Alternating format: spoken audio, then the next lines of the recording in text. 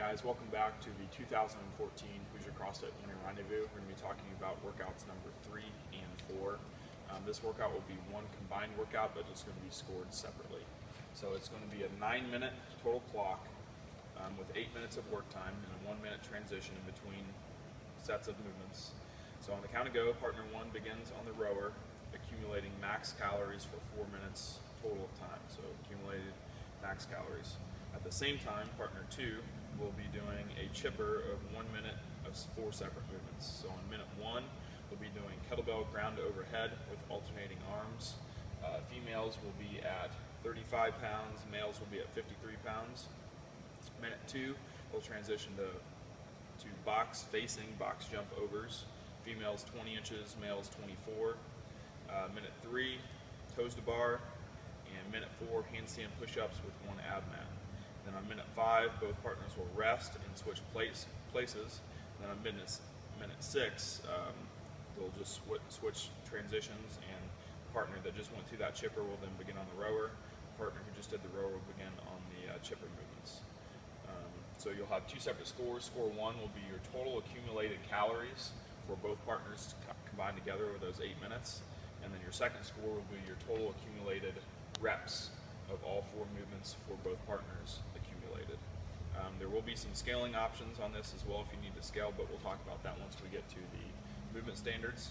So that's the workout itself, and now we're going to talk about the individual movement standards. As movement standards for workouts number 3 and 4, on the count of go, partner 1 will be on the rower. They'll grab the handle and begin rowing for max calories in 4 minutes. So the damper setting will be placed anywhere you want it to be, as well as the foot settings. Then partner 2 will also be able to change those damper settings and foot settings once they get on the rower, once they go through this chipper section. So as that partner is rowing for 4 minutes, partner 2 then is on this chipper 1 minute per movement, the first movement being kettlebell alternating arms, ground to overhead.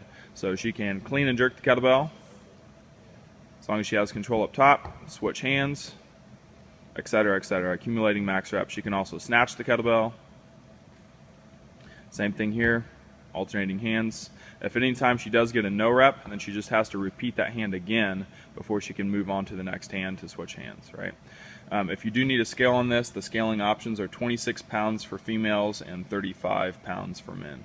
So from the kettlebell at the top of the next minute, then minute number 2, you'll be doing box facing box jump overs. She doesn't have to stand up on this. All she has to do is get up and over. So you just have to be facing towards the box. What's not allowed is she won't be able to go from side to side because she's not facing the box. She also cannot step up either, right, on the RX variation. If you do need a scale, then you can step up and over. You still have to just face the box, though, on the step up and overs for the scale division. So it's 20 inches for females, 24 for guys. So that's that 1 minute of max reps on box jump overs. From there is toes to bar.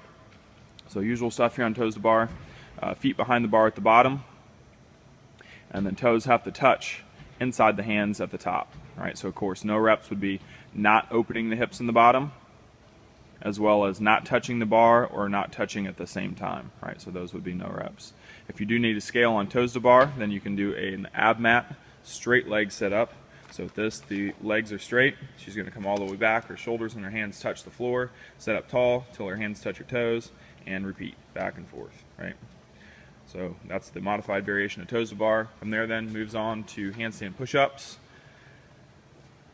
Handstand push-ups, everybody will have 1 abmat, so head touches the mat, and then control up top before she descends again on the way back down. You need to make sure that both feet do touch, so just do a few reps, good reps. All right, so if the feet don't touch at the top, or if she doesn't have control coming off the wall, that'd be a no rep. So that's the handstand push-up. The box is set up at 36 inches wide by 24 inches deep, and the abmat can be placed anywhere inside that box, right? So from there, if you do need a scale on the handstand push-up, then the scaling option is a hand release toe push-up. So straight body position, hands release, press off the floor to fully extend an arm at the top. So hand release toe push-up is the modified variation of the handstand push-up. So those are all of our movements and standards for the workouts number 3 and 4.